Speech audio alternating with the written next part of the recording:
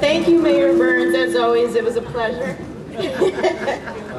Next, I would like to welcome Bishop James Allen Wilkowski, and he is the Evangelical Catholic Diocese, or from the Evangelical Catholic Diocese of the Northwest.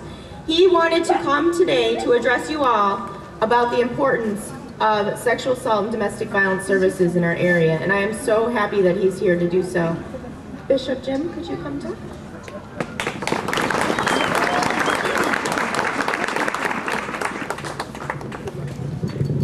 Thank you, Michelle. My congratulations to you and to your committee. Mr. Mayor, you have much to be proud of what's going on in this part of our state. And on behalf of the Evangelical Catholic Diocese of the Northwest, I'm very pleased to be here. Far too often, this topic, this issue, this cause that we are gathered here for today still remains hidden. It is still discussed in many circles of our society in small whispers, in closed rooms. Nobody wants to really always come out in the forefront and to talk about what happens when the dignity of a human person is violated by someone who is burdened with the illness of abusive behavior. Each and every one of us here was born with the dignity and the right of the dignity of our bodies and our persons. This is not something that we have to lobby for. This is something that is one of our God-given rights. And no one, stranger, relative, colleague, co-worker, has the right for any reason to violate our personal dignities. We have made great strides over the years in beginning to talk more and more about this issue and what we can do to still combat it. Sadly, on many levels, we have a long way to go. But each and every time we refuse to stand silent when our dignities are violated, when we refuse to be a victim and choose instead to let those who hold the proper areas of authority know that our dignity is being violated, then and only then will those who take our dignity for granted will think twice before they try to attack anyone again. I am not here to talk in terms of theory.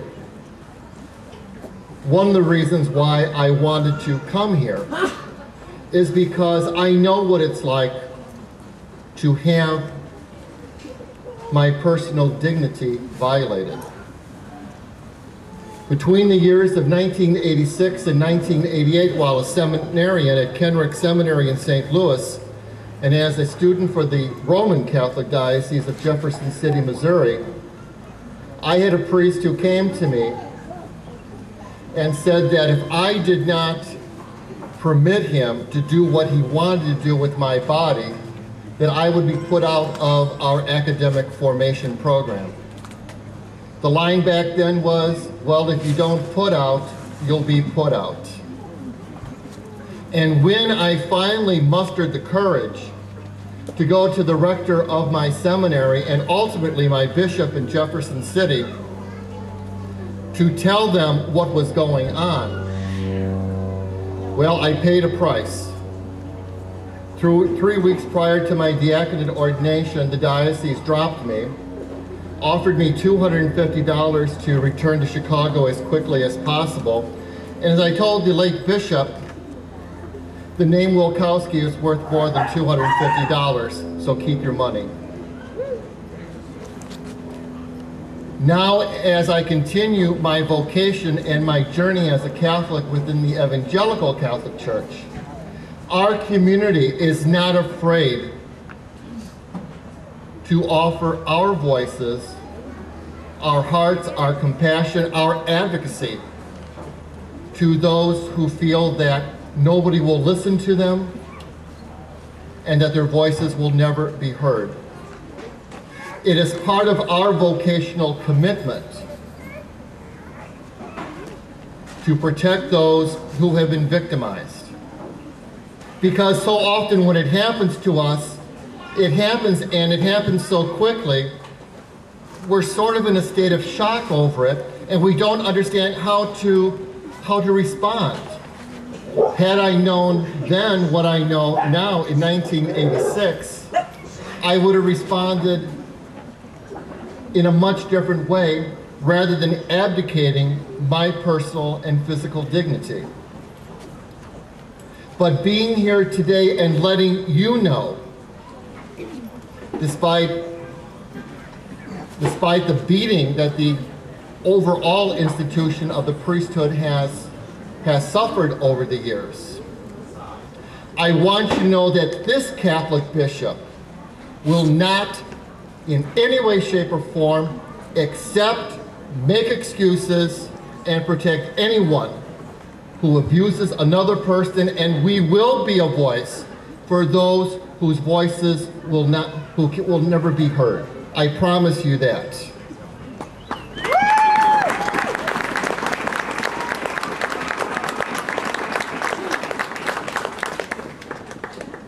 And I feel an obligation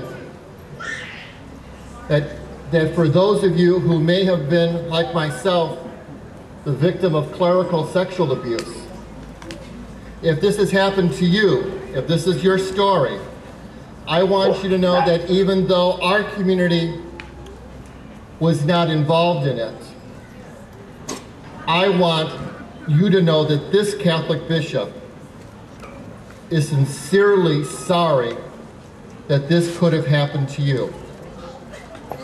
And our community will make sure that in the training of our clergy, we will do everything possible to make sure that no abusive person ever makes it in front of me to be ordained either deacon or priest. And we will continue to let our elected officials know that we will advocate any additional laws, policies in the state of Illinois that will continue to protect the rights of those whose dignity has been victimized. We have a great day here today. I thank God for the sunshine. I kiddingly tried to take personal credit for it, but I will not do so. But for every person here, I am going to take an educated guess and say there are many, many more who are at home, who know that you are here, but cannot, out of fear for their own safety in the situations that they are in, they cannot be here. So let each step that we take today be a step that we are taking for those who are currently in a grave crisis. And hopefully,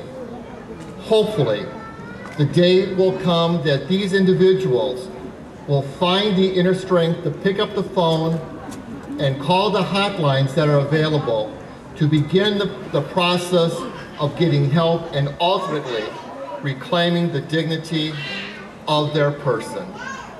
My blessings upon all of you today. Good luck with everything that you're going to do. And this Catholic community will be with you always. God bless you. Thank you.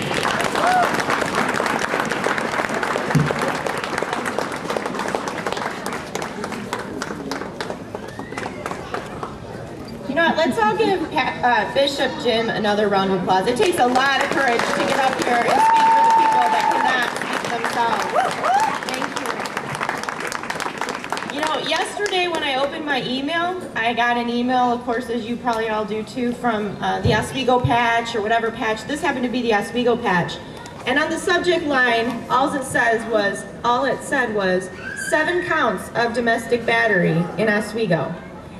And I thought, wow, that's a lot of domestic battery. That's crazy. But then when I went and looked at it, that was just between October 12th and October 16th. That was 7 counts in 5 days. And that's not just happening in Oswego, that's happening all over. And so